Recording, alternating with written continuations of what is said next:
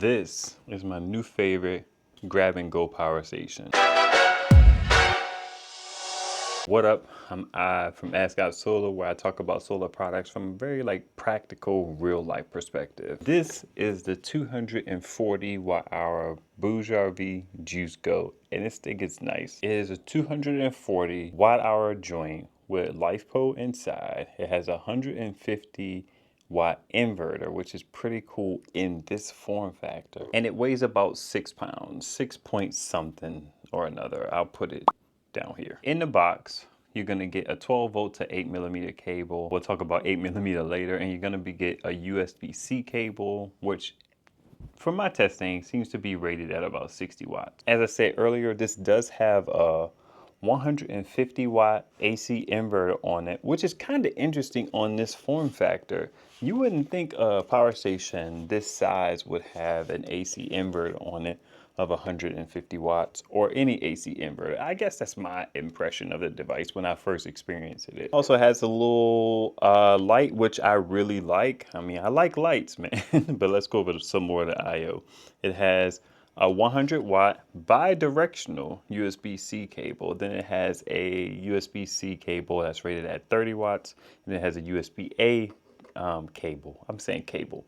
Port that's rated at 18 watts. You also got your 12 volt joint over here. And then it has its 8mm input volt. Now, I don't have no beef with 8mm. Just keep it a buck. But on a device this size, with this kind of portability, I really wish it had 5521. 5521 is a more popular port for my panels that I have. A lot of my portable panels that I would kind of pair this with, because it is my new favorite travel-friendly power station. But this one is 8mm.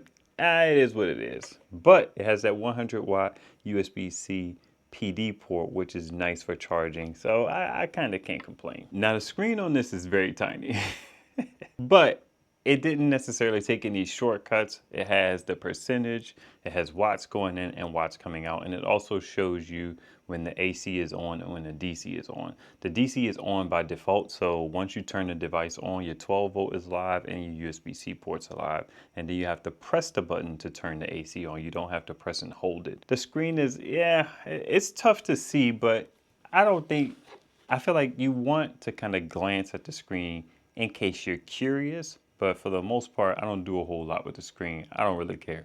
I just power stuff from it and I keep moving with my day. The design on this is very nice. I like some things about it. There's one or two things that I'm kind of like, not that I don't like them, but they're interesting. It has this more like slim form factor. As you can see here, it has a strap on the back. The strap is like pretty sturdy. I feel comfortable grabbing it by the strap. No hesitation. I never feel like it's gonna drop or anything like that. It has for the most part, like a plasticky case, ABS or whatever it is. But then the interesting thing is it has this kind of like silicone covering on the bottom and the top, or top and bottom, however you want to look at it. I think it's interesting. I'm not the biggest fan of it. It seems like it will present an issue for people who are travel with this, where you may want it to slide this in and out of your bag. I don't know that it will present that issue, but it feels weird. Now that also makes it non-slip. It won't slide all over the place. If it did have this plastic kind of all over, it would kind of move and shake back and forth if you put it on the dashboard or something like that. But with this stuff on there, you get a little bump protection, and you also get like some little anti-slip type stuff. Now, I kind of wish that they had the ability to take the strap off and put a longer strap on it. That would have been cool. I think even in some of their media on their website, they show somebody having a longer strap on it, but maybe that's them carrying a case. Oh, they sell a case. It's like 40 bucks or something like that. So if you're into that, it's available. As it relates to charging, this does not come with a charging brick. It just comes with the cable, USB-C, and the 12 volt to 8mm. I already talked about how I wish the 8mm was kind of like 5521. That would have been nice. But charging it, you'll have to go USB-C at up to 100 watts, and you could do 12 volt to 8mm at up to, what I've seen is 85 watts. But sometimes the power station or the source that you're using can kind of vary that charge speed, and they say that you can charge it from solar at up to 100 watts. Now I have some small power stations like this, a couple or some nice ones. I have a Sevcoms, I have an Energizer, The Sevcoms was my original like travel joint that I really liked, and I would bring out maybe the Go Labs i200, but this one is the one that I grabbed first. That's for sure.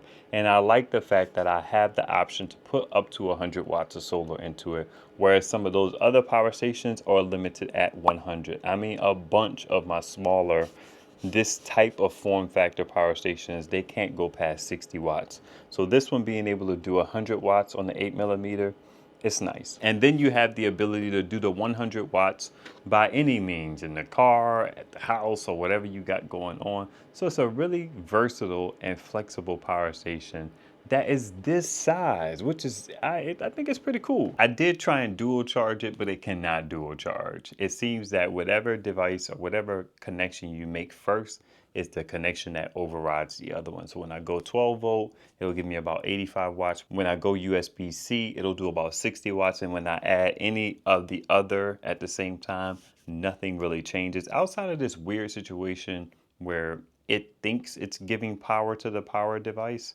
but the actual power coming into it does not change. I have some footage in the bonus video if you kind of want to see that process of what I'm talking about, but it doesn't dual charge. The device can do pass-through charging, which is charging and discharging at the same time. While it's charging, I can turn the AC on and the AC stays on, it's fine. You also have this flashlight on it, which I really like. The flashlight is a bonus for me because when I travel with these power stations, I like to use the flashlight as a night light or just like ambient light type of thing. I also use it in my home for that reason. And the light can be turned on without the device being on. That's always a plus for me.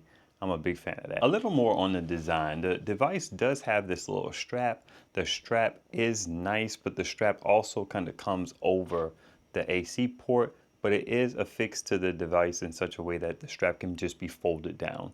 And the device also does stand up on its kind of bottom where you can have the light shining up towards the roof. I have another power station. It does not have the ability to do that because there's a hump on the bottom or something, but I like that this one can kind of lay flat and then the light can hit the roof and give you a nice little reflective situation with the light bouncing off of a typically white pattern, right? Not only do I really like this device in terms of for travelers and people who move and shake and things like that, it does have LifePo in it and they have a 5-year warranty on it, which is pretty good for a power station. That means you could buy this joint and not have any concerns about you running into problems, having issues, without a company like BougeRV being able to back up the product, provide a warranty replacement, fix it, or whatever it is they do when you call them up. I don't think I've ever had to talk to them from a support standpoint, but 5 years is pretty good.